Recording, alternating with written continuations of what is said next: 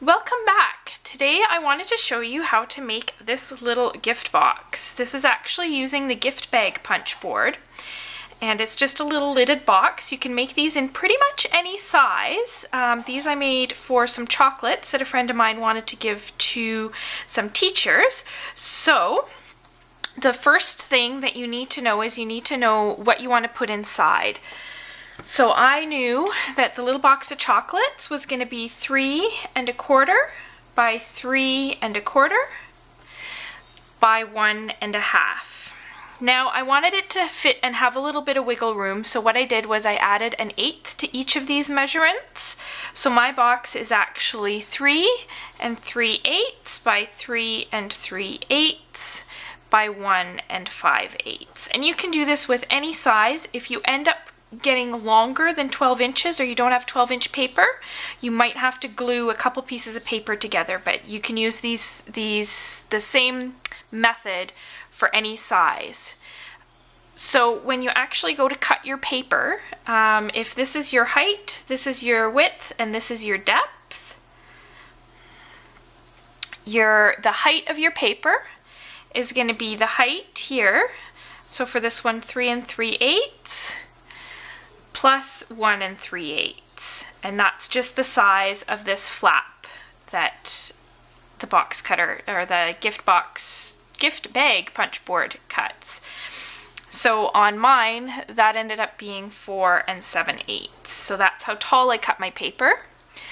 And then for the width of your paper, you're going to want to do the width of your piece times 2 plus the depth times 2, because you've got 4 sides. You've got the width and the depth each twice, and then plus 1 inch just so you have enough room to wiggle around. And on mine that ended up being 11 inches. So we're going to put this aside. Again, you can use this same kind of formula for any size box. So this is the paper that I ended up with. So this is my 4 7/8 by 11, and now we're going to score this. You can do this on the punch board. I'm just going to do it a little bit differently and use my scoreboard here. So when I go to score this, my first score is going to be at that depth measurement. So the depth, 1 5/8. I find my 1 5/8 here, and I'm going to score there.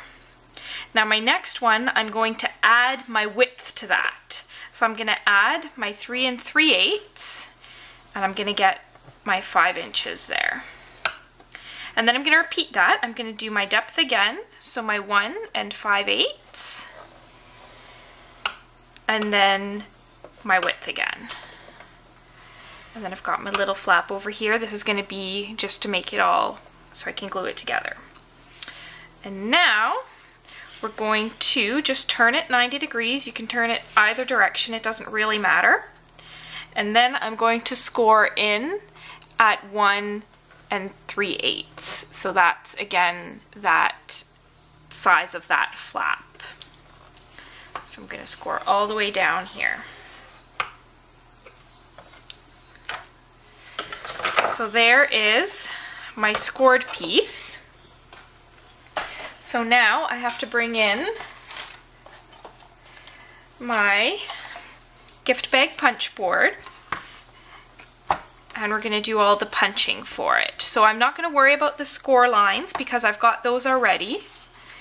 And I'm just going to punch at each end and at each score line that goes vertically.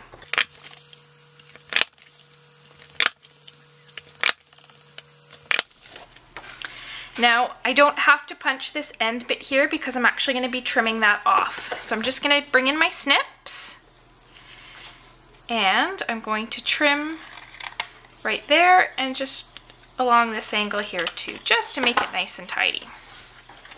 Now I'm going to fold all my score lines.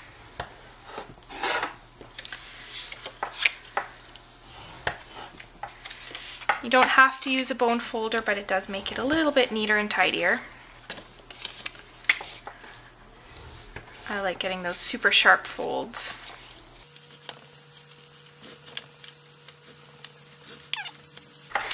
So now we can decorate this as well. So through the magic of television, here's my decorated piece. So now we can glue this together. So I want to start on the side first. I'm going to use my fast fuse. If you've never used fast fuse before, the very end is the tricky part. So when you get to the end of where you're rolling, you want to go off to the side. And same thing, and then just go off in the other directions. Otherwise you get these boogery snot things and it's not pretty. So now we're just going to bring these sides together